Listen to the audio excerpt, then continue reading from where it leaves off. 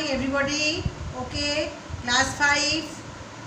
Hello all the boys and girls. Today I will take your literature class, and in the previous day I have already discussed the poem Beggar Maid, and today I take lesson 9, and the name of the story was The Boy Who Loved Music Part 1. This story has 3 parts, 1, 2, 3, but now I discuss part 1, The Boy Who Loved Music. The main character of the story was a little boy, and the subject matter of the story I explained briefly. That is, the hero of the story was a little boy. His name was George Frederick Handel. His father was a renowned doctor, Dr. Handel. And Dr. Handel's wish that his son would become a famous doctor. But his son did not wish to make a doctor or a judge, but he wanted to become a great musician. But his father did not like this. He was very angry to him for this reason. And his dearest friend was, George's dearest friend was his aunt Anna. She helped him to give him a old-fashioned piano, which she secretly hid in his attic. Attic means space under the roof, where he secretly kept this old-fashioned piano, which is called spinet. And his father did not. One day, George heard the beautiful story of the Duke's Castle and the choir boys and the music in the castle. So he had a great wish to go there. Suddenly a chance came to him. His father was called to the Duke's Castle to attend some ill persons. But his father did not. He repeatedly requested him to take him with his father, but his father did not like to take him to the Duke's Castle. So his father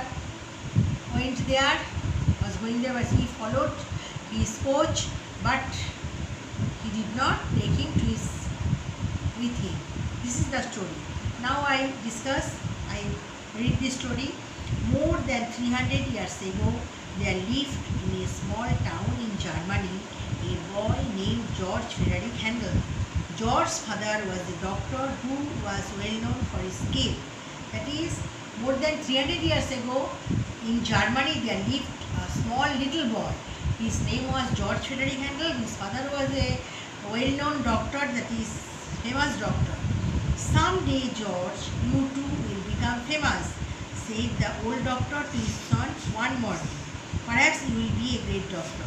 So his father one day told his son that he will become a great doctor. That is, his father had a great wish that his son would become a great doctor.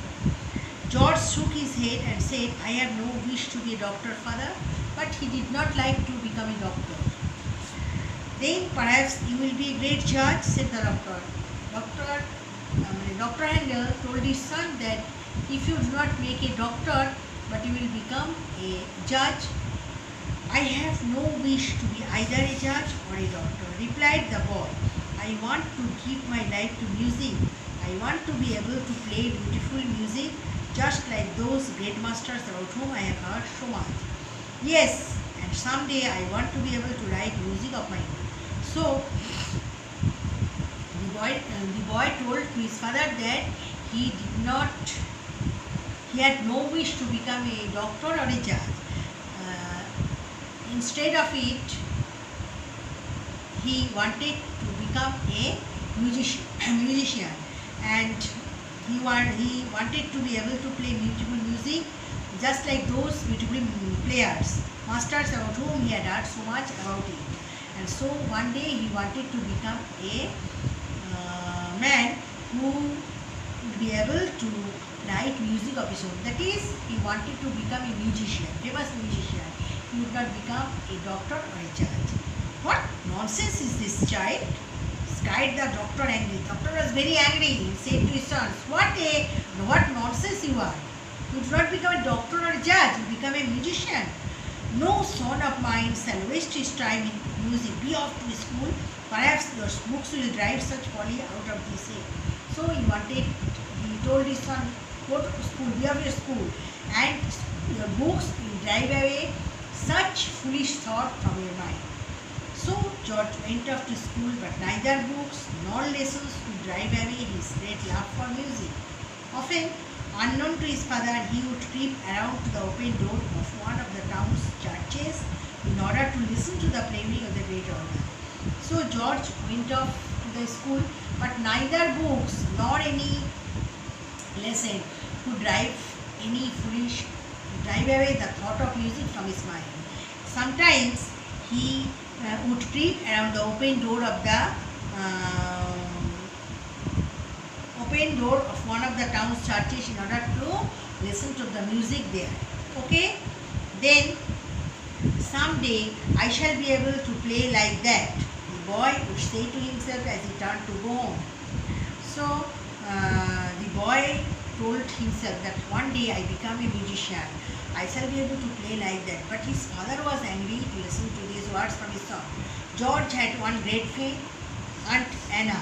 She loved her nephew dearly and knew how much the boy longed to be able to play. So George had a great aunt, Anna. Her name was Anna, and he loved his nephew very much, and she also helped him in his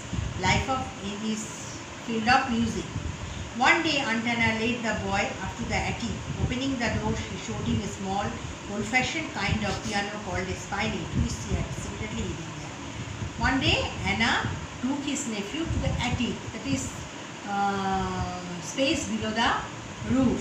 There he took him away and showed him an old-fashioned, beautiful piano, which he had secretly hidden there, kept there for his nephew. It is a small one, George, she said. Its sound is not loud, so it will not disturb your father. If you practice quietly, you will soon learn to play quite well. So he helped him. She told him that his sound is very low, it's not loud. So if he practices every night, nobody disturbs by its music, by its sound. So he requested him that if you practice every day quietly, it will help him to learn music.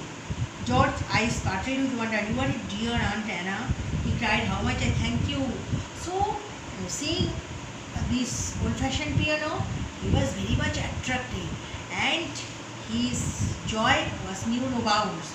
So his eyes were sparkled, and he was very much astonished, and he gave his aunt thanks, many thanks for this. After that, in the dead of night means midnight, the boy would steal up to the attic, and there, while the family slept in peacefully, he would practice his melody.